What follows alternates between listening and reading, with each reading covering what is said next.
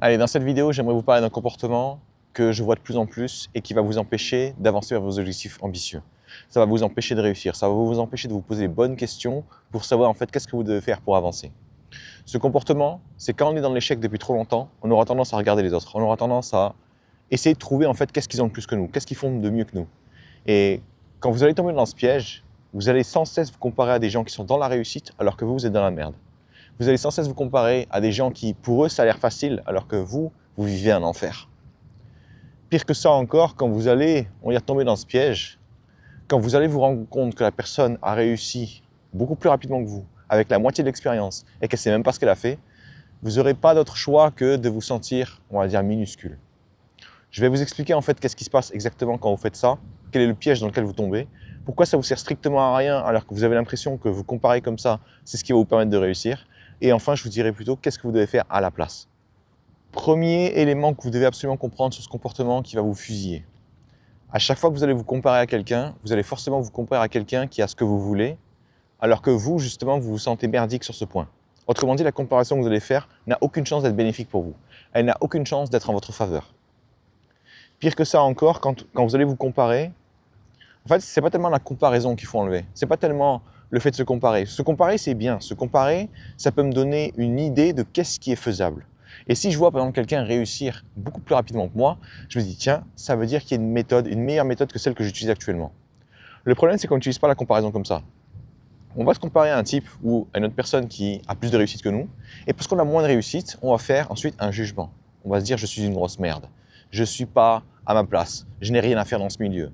Peut-être que ce n'est pas pour moi, peut-être que, on va dire, le marché que je vise n'est pas intéressé par mon offre, alors qu'en fait ça n'a rien à voir.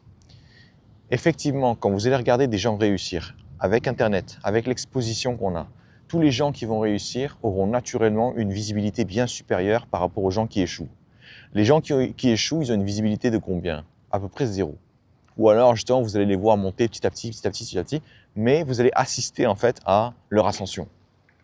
À l'inverse, les gens qui échouent tout court, vous les verrez plus du tout parce qu'ils sont tellement occupés à douter, tellement occupés à, on va dire, se comparer aux autres, qu'ils vont croire que leur produit ou leur projet n'est pas assez qualitatif. Qu'est-ce qu'ils vont faire alors? Ils vont s'enfermer dans leur tour d'ivoire, travailler sur leurs produits, travailler sur leur qualité, alors qu'en fait, depuis le départ, c'était jamais ça, c'était même pas ça qui est problématique.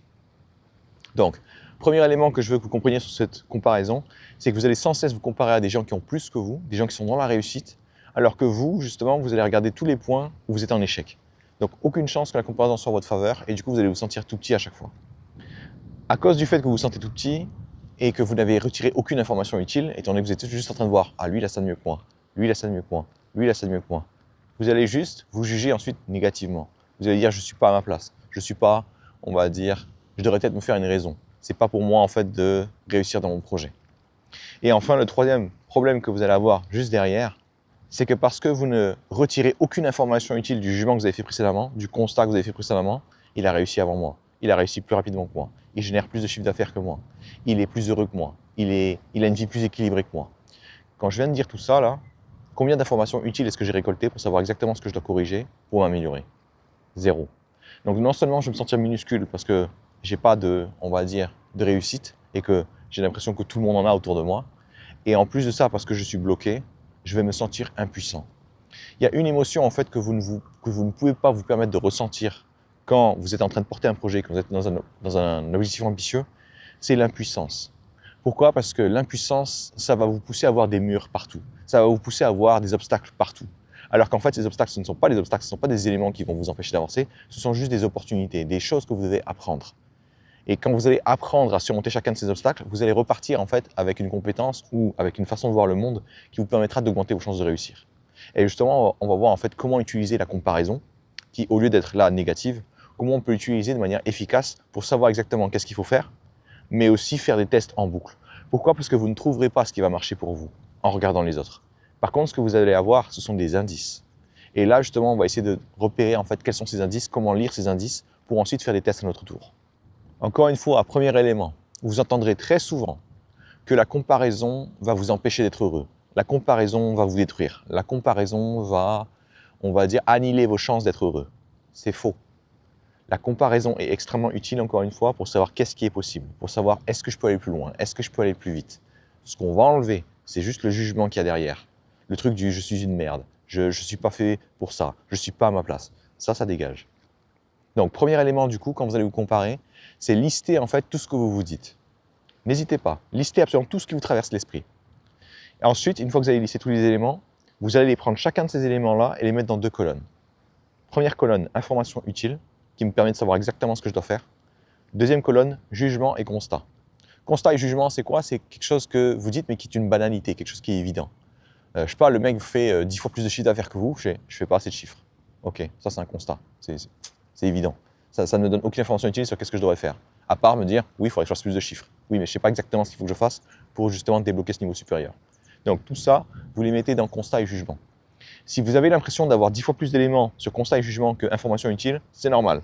Avec les clients avec qui je bosse, on est autour de 40 à 50 fois. C'est-à-dire que, en fait, on continue l'exercice jusqu'à ce qu'on trouve une information utile. Et généralement, on en trouve 50 inutiles et qui nous rabaissent, qui nous fait nous sentir petits, avant de trouver quelque chose d'utile. Et encore, quand je dis quelque chose d'utile, c'est qu'on a vraiment raclé les fonds de tiroir pour essayer de trouver quelque chose, quoi. Deuxième étape de la solution, deuxième étape de l'exercice que je vous propose, une fois que vous allez vous comparer, c'est que quand vous allez commencer à regarder le type qui a plus de succès vous, commencez à lister en fait ses caractéristiques, on va dire ses qualités par rapport à vous. Est-ce qu'il a plus de visibilité? Est-ce qu'il a plus d'autorité? Est-ce qu'il a plus de crédibilité? Est-ce qu'il a plus, on va dire, sa valeur perçue, perçue par ses prospects, perçue par, on va dire, par la communauté? Est-ce qu'elle est supérieure à la vôtre? Est-ce que c'est son produit qui est supérieur? Et très souvent, qu'est-ce que vous allez voir? Vous allez voir en fait que la qualité de, on va dire, des produits des personnes à qui vous comparez n'est pas si folle que ça. Ça reste en fait un produit assez basique. Mais comment est-ce que on peut expliquer du coup avec un produit plutôt classique, est-ce que certaines personnes ont un niveau de réussite incroyable et d'autres patochent dans la boue? En fait, c'est jamais la qualité de votre produit qui est problématique, c'est la qualité perçue de votre produit, qualité perçue de votre personnage, qualité perçue de ce que vous apportez. Quand vous allez vous rendre compte que quand vous passez tout votre temps à travailler dans le coin, on va dire dans l'ombre, à peaufiner vos trucs, à améliorer votre produit, pendant tout ce temps-là, la qualité perçue, votre valeur perçue, elle ne bouge pas. Et ça, en fait, c'était mon gros problème pendant un très long moment et je le vois en fait partout. Pourquoi? Parce qu'on est tellement focalisé sur il faut que j'aide mes clients, il faut que ce soit meilleur, il faut que ce soit génial, que la valeur intrinsèque de notre produit, elle va être au top et notre valeur perçue, elle va être pratiquement à zéro. Et là, si vous avez une valeur perçue pratiquement à zéro, c'est-à-dire que les gens ne vous font pas confiance, les gens ne pensent pas que votre produit est qualitatif parce qu'en fait, ils se jugent sur le premier, on va dire, la première sensation qu'ils ont quand ils vous voient. Quand votre valeur perçue est pratiquement à zéro, je peux vous donner le meilleur produit du monde, il ne va rien se passer du tout. À l'inverse, qu'est-ce que je suis en train de faire à travers mes vidéos, chacune de mes vidéos? Je suis en train de vous apporter de la valeur. Cette valeur que je vous apporte, il suffit qu'il y en ait une seule vidéo qui vous fait dire « Ah putain, c'est pas con ce qu'il dit ». Et là, je suis en train d'ouvrir la porte. Je suis en train de faire monter ma valeur perçue. Qu'est-ce qui se passe ensuite? Quand j'en fais plusieurs, ça monte, ça monte, ça monte, ça monte, ça monte, ça monte, ça monte. Jusqu'au moment où, dans votre tête, ça y est, je suis devenu une référence. Ça y est, je suis devenu une personne qui comprend ce que vous traversez parce que ça se voit que j'ai traversé la même chose. Et là, du coup, il commence à y avoir en fait une espèce de confiance en nous. Pourquoi? Parce que j'en sais maintenant suffisamment sur vous pour savoir comment vous aider. Et vous, vous savez suffisamment quelle vidéo peut avoir de la valeur pour vous et du coup, laquelle consommer pour avancer dans vos projets. Et quand vous êtes dans une relation gagnant-gagnant comme ça, c'est sûr et certain que la confiance commence à se créer. Qu'est-ce que je veux vous faire comprendre ici? C'est que quand vous allez vous comparer sans cesse, vous allez essayer de choper la qualité du produit, la qualité de sa communication, la qualité de je ne sais pas quoi encore. Alors qu'en réalité, ce n'est jamais la qualité intrinsèque de ce que vous allez analyser, c'est toujours la valeur perçue, c'est toujours la perception. Quelqu'un qui, je ne sais pas moi, pourquoi est-ce que certains vendeurs d'eau peuvent vous vendre une bouteille à 8 € le litre, alors que toute notre vie, on boit pratiquement de l'eau à, je ne sais pas, 1 € le litre ou un truc du genre. Est-ce que la bouteille à 8 € le litre est 8 fois meilleure? Non. La seule chose qui compte, c'est la perception. Les personnes comme vous et moi qui achetons de l'eau au prix, on va dire, classique, assez bas, on achète juste de l'eau parce qu'on achète la commodité qui va avec. À l'inverse, quand vous allez acheter une eau à 8 € le litre, vous n'êtes pas en train d'acheter juste de l'eau. Vous êtes en train d'acheter, on va dire, vous êtes en train de soutenir un mouvement. Vous êtes en train dire aux gens, je fais partie d'une certaine catégorie. Vous êtes en train de dire, pour moi, certains de ces éléments-là sont importants. C'est ce qui se passe aujourd'hui avec toutes les entreprises. On leur demande en fait d'avoir une certaine, on va dire, un certain positionnement dans le monde, une certaine, on va dire, pourquoi est-ce qu'elles se battent, contre quoi en fait est-ce qu'elles luttent. Pourquoi est-ce qu'on a fait cette demande, pourquoi est-ce qu'on a exigé de ces entreprises qu'elles commencent à prendre, on va dire, pleinement leurs responsabilités dans la société? Parce qu'on s'est rendu compte que toutes les entreprises aujourd'hui consomment énormément de ressources et du coup, il faut les responsabiliser. En quoi est-ce que vous allez rendre le monde meilleur? Ce qui fait qu'aujourd'hui, même si vous achetez de la glace ou du café, vous avez toujours une cause qui est défendue derrière. À l'inverse, si vous vendez juste de la commodité, vous vendez juste du café, qu'est-ce qui va se passer automatiquement? Vous allez être mis au rang de commodité dans la tête des gens et du coup, la seule place que vous avez, c'est tout en bas. Le prix de vos produits sera dérisoire, la perception qu'auront les gens de votre qualité, votre apport sera dérisoire et du coup, vous avez perdu. En fait, nous, ce qu'on va utiliser, c'est cette comparaison pour essayer de déterminer quelle est la perception qui serait utile pour me permettre de réussir. Qu'est-ce que je ressens en fait quand je vois la personne que je suis en train de comparer, ou je suis en train de me comparer avec? Qu'est-ce que je ressens à propos d'elle? Quels sont les mots qui me viennent? Quelle est sa réputation? Etc., etc. Tout ce qui est perception. Et le troisième élément justement de la solution que je vous propose, et vous inquiétez pas, on va revenir sur la deuxième pour que je vous explique plus en détail, mais je tiens quand même à vous donner directement le troisième élément de la solution, parce qu'en fait c'est un élément que tout le monde oublie. Il n'y a qu'une fois que les gens ont compris qu'est-ce qui n'allait pas, une fois que les gens ont compris pourquoi est-ce que l'autre personne réussit plus, ils vont faire un truc totalement con, c'est qu'ils vont rien faire du tout. Alors la troisième étape de la solution, c'est vraiment de passer à l'action pour mettre en place les différences, pour mettre en place un plan d'action qui va vous permettre de construire ces différences, de construire votre valeur perçue. Pourquoi est-ce que je vous dis ça? Parce que quand vous allez vous rendre compte que votre produit, finalement, il est meilleur, que ce que vous avez proposé correspond beaucoup plus aux besoins de vos clients, que finalement, tout ce qui vous sépare de quelqu'un qui est dans l'échec et quelqu'un qui est dans la réussite, c'est la perception. Ça va vous saouler parce que pendant très très longtemps, vous êtes resté focalisé sur « oui, mais moi, je fais de la vraie qualité ». C'est vrai, sauf que si personne ne s'en rend compte, si personne ne le voit, ça ne sert à rien. Et le fait de vous dire que « ouais, mais du coup, c'est que de l'esbrouf, c'est que une histoire d'illusion, c'est que une histoire de perception, c'est que une histoire de, on va dire, qu'est-ce que les gens pensent de moi avant même de m'essayer et il est hors de question que je m'abaisse à faire ça ». En fait, ce n'est pas une histoire de s'abaisser ou pas. C'est une histoire de si vous vous mettez à la place de quelqu'un, en qui est-ce que vous faites confiance? Un type, imaginons on prend moi. Vous allez faire confiance en un type qui vous dit exactement la même chose que ce que vous avez entendu dans toutes les autres vidéos, sauf qu'il a un décor différent. Ou est-ce que vous allez faire confiance à un type qui, quand il vous parle dans une, deux, trois vidéos, il a touché exactement le point qui vous intéresse. Il vous a débloqué une, deux, trois, quatre fois sur ce qui vous intéresse. Quelle est la perception que vous avez de cette personne qui arrive à vous débloquer, qui arrive enfin à mettre des mots sur votre problème? Tout de suite, ça n'a rien à voir. Tout de suite, il y a une relation de confiance qui se crée. Tout de suite, il y a une histoire dans votre tête qui se dit « lui, c'est de quoi il parle ». C'est ça en fait qu'on veut créer.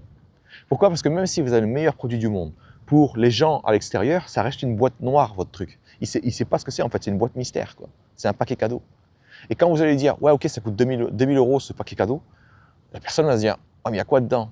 Est-ce que je suis sûr que ça va m'aider ?» Et vous, dans votre tête, vous savez que vous êtes sûr. Vous êtes fait chier à, on va dire, choisir la bonne personne, vous êtes fait chier à vous renseigner sur elle, vous êtes fait chier à renseigner sur son problème, et vous avez en fait créé la solution parfaite pour son problème. Sauf que vous êtes la seule personne à être au courant de ça. Et ce qui va vous pousser en fait à pas mettre en place les actions qui vous permettront d'augmenter votre valeur perçue, c'est que vous aurez cette sensation d'avoir fait tellement de boulot déjà que c'est plus à vous de faire l'effort, que c'est plus à vous de vous torturer, enfin de vous plier dans tous les sens pour que les gens en fait voient enfin votre valeur. Je comprends d'où ça vient parce que j'ai eu le même problème pendant très longtemps. Mais vous devez comprendre que les gens sont habitués à certains éléments. Ils ont besoin d'une certaine confiance. Ils ont besoin d'une certaine, on va dire, d'un certain test. Vous savez, c'est pour ça que maintenant, on fait énormément d'échantillons gratuits sur tous les produits. Pareil, quand vous allez vendre une voiture, quand je parlais à un vendeur de voiture, il me disait en fait, le seul moment où je vais te vendre ma voiture, c'est quand tu vas réussir, c'est quand je vais te la faire tester. Parce que c'est cool de te parler d'une voiture, te parler de ses performances. Mais tant que tu n'es pas derrière le volant et tant que tu ne vois pas ce que ça fait, tu ne passeras pas à l'action, tu ne passeras pas à l'achat. Pourquoi? Parce que pendant que vous êtes en train de conduire une voiture que vous aimez bien, que vous trouvez confortable, qui est en fait on va dire une amélioration de votre expérience précédemment, Le gars, il n'a pas besoin de vous vendre la meilleure voiture du monde. Il a juste besoin de vous vendre une voiture où vous vous sentirez bien dedans. Et quand ça va arriver, vous avez nettement plus de chances d'acheter. C'est pareil avec les personnes qui vont, on va dire, être intéressées par ce que vous proposez. Vous devez en fait leur permettre de faire l'expérience. Combien de fois?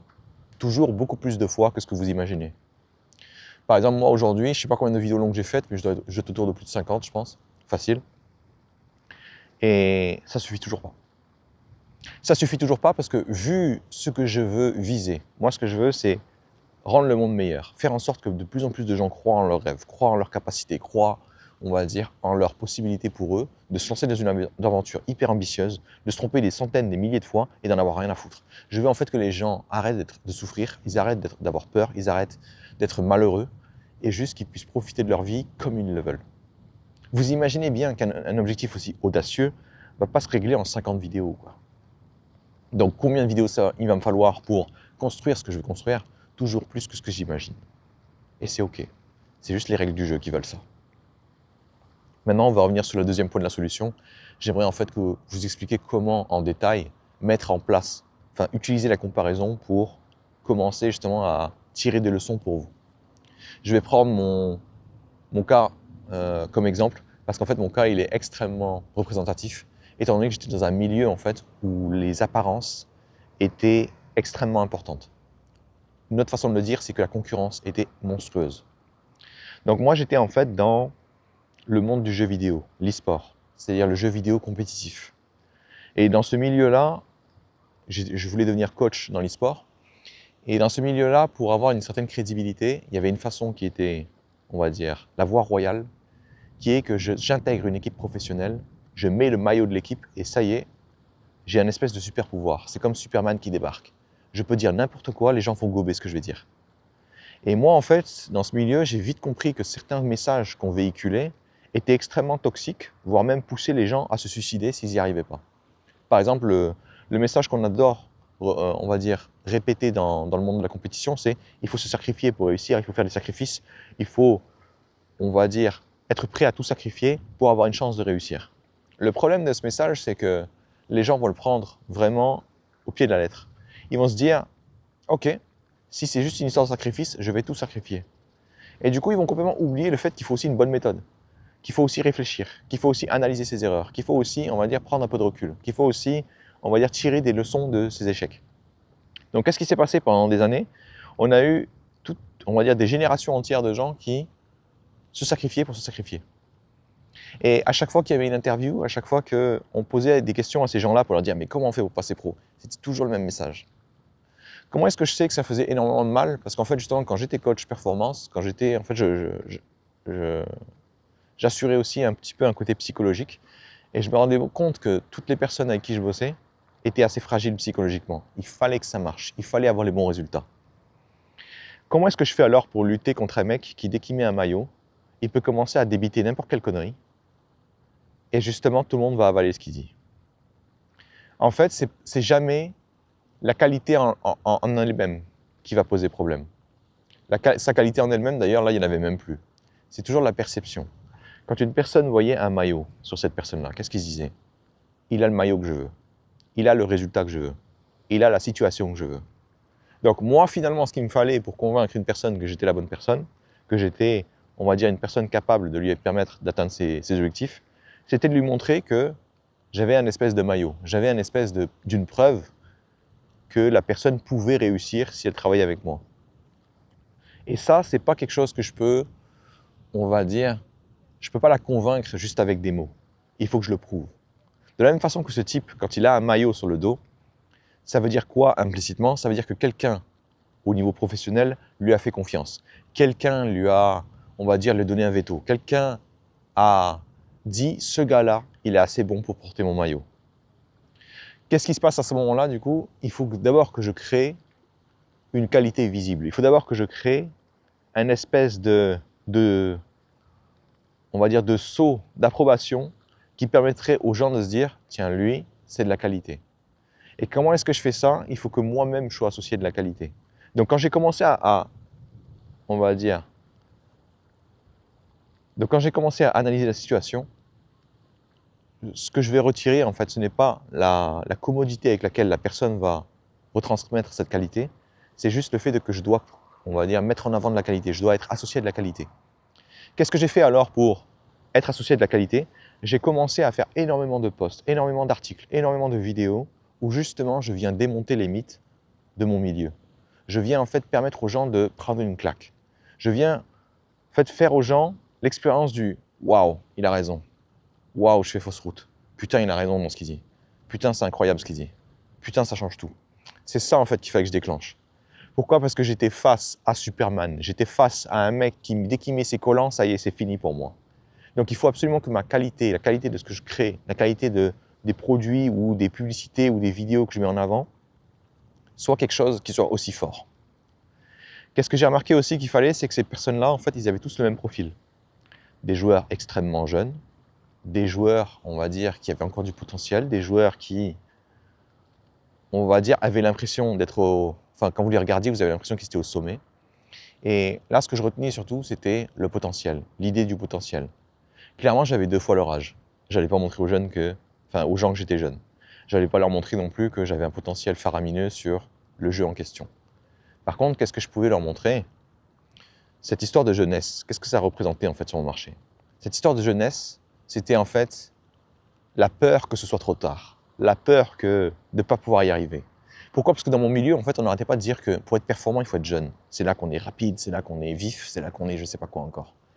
Du coup, qu'est-ce que j'ai dû comprendre? J'ai dû comprendre que quand ils vont être en contact avec mes publicités, avec mes produits, avec ma communication, le but, c'est pas de prouver que je suis jeune, le but, c'est de prouver que c'est pas encore trop tard pour eux. Le but, c'est de prouver qu'ils peuvent quand même y arriver. Ils peuvent compenser leurs différences s'ils n'ont pas le bon âge. En fait, ce que vous allez identifier ici, c'est quelle est la peur de la personne que je vise et qui l'empêche du coup de travailler avec moi. C'est pour ça que quand vous allez vous comparer à quelqu'un d'autre sur votre marché, que vous allez vous rendre compte qu'il a beaucoup plus de succès, vous allez avoir tendance à poser la mauvaise question, qui est « Ouais, mais comment tu fais différemment? Qu'est-ce qui fait que tu travailles mieux? Qu'est-ce qui fait que tu as plus de résultats? Qu'est-ce qui fait que… » Et la personne en fait va tirer à chaque fois à côté, parce qu'elle n'a même pas conscience de ses avantages, de ses privilèges. Alors que vous, justement, quand vous allez analyser la personne, la question que vous voulez vous poser, c'est quelle est la perception des gens quand ils travaillent avec lui? Quelle est la perception des gens quand ils regardent une de ses vidéos? Quelle est la perception des gens quand ils, je ne sais pas quoi encore? Et dès que vous comprenez ça, vous comprenez en fait que vous devez véhiculer une certaine émotion. Quand vous parlez de vos produits, quand vous parlez de, enfin, quand vous êtes en contact avec un client, quand vous êtes en contact avec je ne sais pas quoi encore. Et là, certains vont me dire, ouais, mais moi je fais du B2B. Tu vois, tes trucs d'émotion, etc. Là, c'est du pipeau. Nous, en fait, on est hyper logique, on est hyper calculé, on est hyper froid, on est hyper, tu vois, data, quoi. On est data driven, on est vraiment focalisé sur les chiffres. Il n'y a rien de plus faux. Il n'y a rien de plus faux parce que j'ai travaillé aussi en B2B et pourquoi est-ce que j'ai réussi à avoir 10 fois plus de résultats que n'importe lequel de mes concurrents quand j'étais en B2B dans mon secteur? Parce que justement, j'avais compris que toutes ces conneries là sur « ouais, mais nous, on est drivé par la data, on est drivé par les données, on n'est pas dans l'émotion, etc. » Tout ça, j'ai compris que c'était des conneries. Pourquoi? Parce qu'en fait, dans le monde de l'entreprise, voilà ce qui se passe exactement. Il va y avoir que des choix émotionnels. C'est-à-dire que si vous avez l'impression que les gens, les B2C, donc en gros les particuliers, sont émotionnels, vous n'avez pas vu des chefs d'entreprise, vous n'avez pas vu des mecs qui, on va dire, sont les décisionnaires. Ces mecs-là, c'est full émotion. Il n'y a pas un seul pet de logique. Le seul moment où ils vont utiliser de la logique, c'est quand émotionnellement ils auront choisi quelque chose. Ouais, ok, on va se lancer avec ce mec. Et là, d'un coup, ils vont commencer à prendre des données, mais qui vont dans le sens de leur décision. Il y a très peu de gens, vraiment très très peu. Il y en a, hein, mais il y a vraiment très peu d'entreprises qui sont vraiment, on va dire, qui prennent leurs décisions en se basant sur de la donnée. Très peu. Les seules personnes qui vont vraiment le faire, ce sont les gens qui sont justement pas dans le haut de la hiérarchie et chez qui on attend justement qu'ils prennent des décisions logiques, des décisions qui sont, on va dire, basées sur des chiffres. Pourquoi? Parce que ces gens-là, en fait, devront sans cesse, on va dire, justifier leurs décisions. À l'inverse, quand vous prenez des décisionnaires, des gens qui vont vraiment, on va dire, avoir la capacité de sortir un chèque pour vous, tous ces gens-là, c'est que de l'émotionnel. Et en gros, l'émotionnel, ça veut dire quoi? Ça ne veut pas dire qu'ils sont débiles, ça ne veut pas dire que vous allez agiter une petite poupée devant eux, ils vont être tout excités. Non, c'est, est-ce que j'ai confiance en toi? Est-ce que j'ai l'assurance, avant même de travailler avec toi, que tu es la personne qu'il me faut? Est-ce que tu m'as déjà donné de la valeur? Est-ce que tu m'as déjà permis, justement, de résoudre un de mes problèmes avant même que je commence à payer, avant même que je rentre en contact avec toi? Parce que c'était ça, en fait, le super pouvoir des gens avec qui j'étais en compétition dans, on va dire, dans mon ancien boulot. Ce mec-là, quand il avait le maillot, c'est tout ça que ça représentait. Donc pendant très longtemps, je pensais que moi aussi, je devais avoir ce maillot. Je pensais que moi aussi, je devais entrer dans une équipe professionnelle. Et du coup, forcément, vu que j'avais pas du tout l'archétype, c'était impossible. Jusqu'au moment où je me rends compte que c'est pas la commodité que je devais copier, c'était pas le maillot que je devais copier, c'était qu'est-ce que ça représentait pour la personne que je visais. Qu'est-ce que ça représentait pour mon prospect? Quelle est la perception qu'il avait? Qu'est-ce qu'il se disait sur la personne? Et c'est ça, en fait, que vous devez copier. Très souvent, quand je vais voir un client qui a un business ou qui a un projet ambitieux mais qui ne marche pas des masses, c'est tout le temps l'histoire de perception qui ne va pas.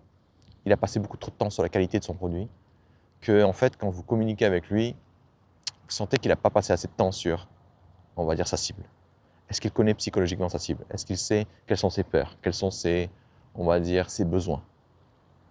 Par exemple, quand je vais travailler avec un client, je ne vais pas lui faire comprendre que oui, je connais plein de méthodes et je connais plein d'outils sur le cerveau qui vont faire que tu vas atteindre tes objectifs. Ça, tout le monde s'en branle. La personne, en fait, quand elle va travailler avec moi, elle va me poser la question du oui, mais est-ce que je sais que ça, est-ce que je suis sûr que ça va réussir? Que je vais devoir traduire en est-ce que je suis sûr que tu vas me permettre, on va dire, de mettre en sécurité ma famille? Est-ce que c'est toi qui va me permettre de enfin reprendre un peu de temps libre parce que je passe trop de temps dans mon entreprise et j'ai l'impression de ne plus avoir de vie? Est-ce que c'est toi qui va me permettre de reprendre le contrôle de ma vie plutôt que d'en être une espèce de pantin? C'est ça en fait que les gens vont me poser comme question. Et si vous ne savez pas le lire, si vous ne savez pas faire attention, si vous ne savez pas poser les questions, c'est fichu pour vous. Donc ce que j'aimerais que vous fassiez en fait à travers cette comparaison, c'est que la prochaine fois que vous allez vous comparer, au lieu de vous juger, vous dire que vous êtes une merde, que vous n'êtes pas assez bon, je ne sais quoi encore, dites-vous plutôt quelles sont les informations utiles que je pourrais collecter sur la perception que j'ai de cette personne-là, afin de faire un contraste entre moi et elle. Vous allez vous rendre compte très rapidement que vous n'avez pas assez de visibilité, que vous n'avez pas de réputation. Là où ce type, à force de faire des vidéos, à force de raconter ce qu'il a envie de raconter sur Internet, les gens vont commencer à comprendre qui est cette personne-là, comprendre comment la lire, comprendre d'où est-ce qu'elle vient, et du coup comprendre aussi qu'est-ce qu'elle peut vous apporter. Là aussi, vous ne faites pas de publicité.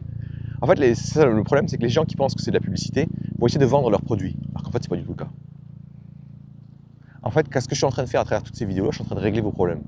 Et qu'est-ce qui va se passer à chaque fois que vous allez régler vos problèmes? Vous allez associer le fait que vous avez réussi à régler votre problème à moi. Du coup, je suis en train de construire dans votre tête que je peux être utile. Je construis dans votre tête que je peux vous apporter quelque chose. Dès que vous allez comprendre ça, vous allez commencer à trouver d'autres axes d'amélioration, trouver d'autres façons de faire pour avancer vos projets. Et si vous avez l'impression de ne pas savoir ce que vous faites, c'est normal, parce que vous allez faire quelque chose dont vous n'avez pas l'habitude. Et ça fait partie du processus. Laissez-vous le temps. Vous ne devez pas réussir tout de suite. Vous devez juste apprendre à observer sans vous juger, commencer à mettre des actions en place et le faire suffisamment longtemps jusqu'à ce que ça marche.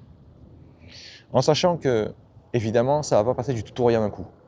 Quand vous faites quelque chose qui marche, vous allez le voir évoluer au fur et à mesure. Vous allez voir vos résultats s'améliorer. Pas immédiatement, mais assez rapidement. Quand je regarde par exemple les vidéos que je fais sur YouTube, etc., 5 shorts par jour et une vidéo longue. Il est évident que les premières semaines, il ne s'est rien passé. Mais au bout d'un moment, je commence à avoir beaucoup d'abonnés, je commence à avoir des gens qui sont réguliers, je commence à avoir des gens que je peux aider, je commence à avoir des gens qui me parlent de leurs problèmes, je commence à avoir des gens qui me parlent de certains sujets qu'ils aimeraient que j'aborde. Et du coup, je me dis, tiens, voilà ce que je vais faire pour apporter un maximum de valeur. Et le but du jeu, c'est pas que ça réussisse, c'est pas que ça morde tout de suite. Le but du jeu, c'est d'aider les gens tellement souvent qu'il n'y a pas d'autre choix que ça fonctionne. Et c'est ça, en fait, que vous voulez atteindre. Allez, j'espère que grâce à cette vidéo, vous apprendrez à utiliser les comparaisons de façon beaucoup plus saine, de façon à construire quelque chose plutôt que de vous sentir petit, de vous rabaisser. Quand vous allez faire cet exercice de plus en plus, vous allez commencer à tirer des leçons en regardant les autres, en regardant en fait quelle est la perception que vous avez d'eux. Et c'est ça en fait qui va vous permettre à votre tour de vous dire quelle est la perception que j'aimerais que les gens ont de moi et comment est-ce que je pourrais faire en sorte qu'ils développent tous cette perception. Quelles sont les preuves dont j'ai besoin? Qu'est-ce qu'il faudrait que je fasse de mon côté? Quels sont on va dire, les clients que je devrais avoir pour prouver que justement je peux apporter ces éléments-là et donc favoriser cette perception. À partir de là, justement, vous pourrez construire ce qui vous manque enfin, c'est-à-dire votre valeur perçue qui est vraiment presque à zéro, alors que la valeur intrinsèque de votre produit qui est pratiquement au top parce que vous avez mis trop de temps dessus. Allez, bon courage à vous et amusez-vous bien. Ah si, petit instant publicité avant de vous quitter. Tous les dimanches soirs, mercredis soirs et vendredis soirs de 21h à 22h, je suis en live sur YouTube. Donc si jamais vous avez on va dire, des questions à me poser ou que quelque chose n'était pas clair, ou que vous souhaitez juste me voir, enfin, voir comment je travaille et voir comment est-ce que je surmonte les obstacles, n'hésitez surtout pas à passer et justement à me poser vos questions ou à juste regarder. Allez, bonne journée à vous et amusez-vous bien.